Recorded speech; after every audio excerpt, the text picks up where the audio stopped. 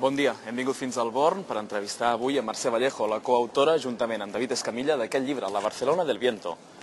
Bon dia, Mercè. Bon dia. Ens trobem al Born, un dels barris on transcorren moltes de les històries del protagonista del llibre La Barcelona del Viento. Sí.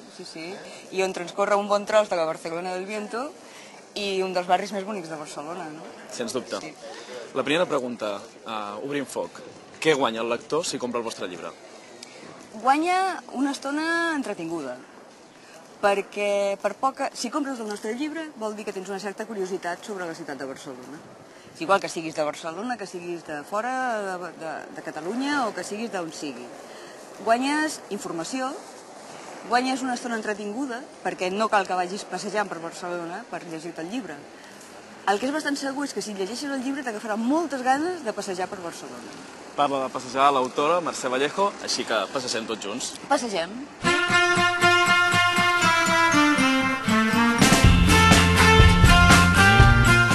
Jo el que recomanaria és que les persones vagin per la vida, no per Barcelona, per la vida, amb els ulls de mirar, i que mirin.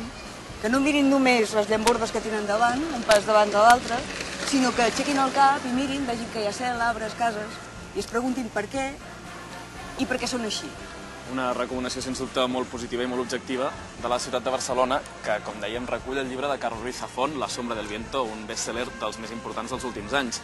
Alguns també us critiquen per dir que us heu basat en aquest best-seller per vendre més llibres, no? És a dir, es basen en aquest llibre per vendre, amb aquest únic sentiment. Què els diríeu, potser, aquestes veus? Jo el que diria és que nosaltres ens hem basat en aquest llibre perquè aquest llibre ens va agradar i perquè en aquest llibre surten indrets de Barcelona, però no és tasca de l'argument d'aquesta novel·la explicar-los. I nosaltres vam trobar que podia ser complementari, divertit, fer-ho. Si venem més llibres o si venem algun llibre, estarem encantats.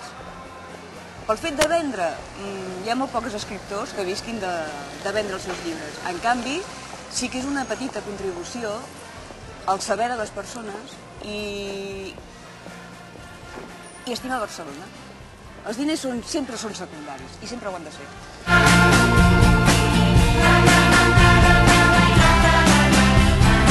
Sí, l'autor de La sombra del viento ha llegit aquest llibre. En teniu alguna notícia? Nosaltres sabem que l'editorial li va enviar un exemplar nostre amb una dedicatòria ben carinyosa i no n'hem sabut res, ni en positiu ni en negatiu. Creus que li agradarà? També crec que deu tenir unes piles de llibre pels passadissos que no deu saber ni el que li arriba ni el que no li arriba. Per tant, no ho sé. De tota manera, penso que és un llibre que, com que està escrit amb molt bon feeling, no pot caure malament.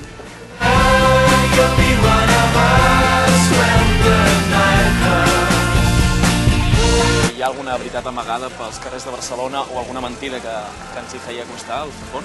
Aviam, la literatura és creació. Per tant, si diem que és creació, no és mentida.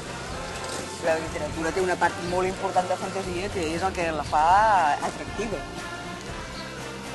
Per exemple, hi ha llocs que no existeixen, o que nosaltres no hem sabut trobar, com la mítica botiga de la ploma xilogràfica del Víctor Hugo.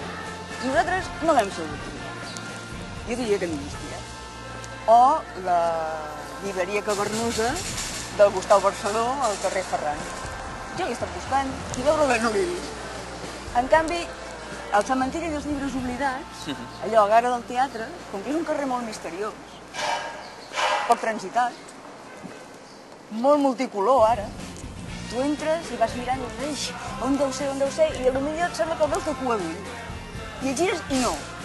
Però vés a saber si no hi és. Potser tu no ets la persona adequada per descobrir-lo.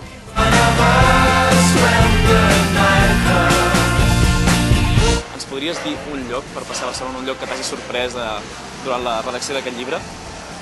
És que són tants llocs. De tota manera, jo recomanaria el carrer Montcada, ara ja estan ben a prop. El carrer Montcada a primera hora del matí, un dia de primavera. I com he dit abans, obrim els ulls, mirem amunt i veureu quantes coses hi ha al carrer Montcada. És preciós, preciós i riquíssim. Seguim, doncs, les recomanacions de Mercè Vallejo. Ens acomiadem des del Born. Podeu comprar La Barcelona del Viento de Mercè Vallejo i David Escamilla de l'editorial Manontropo. Fins aviat.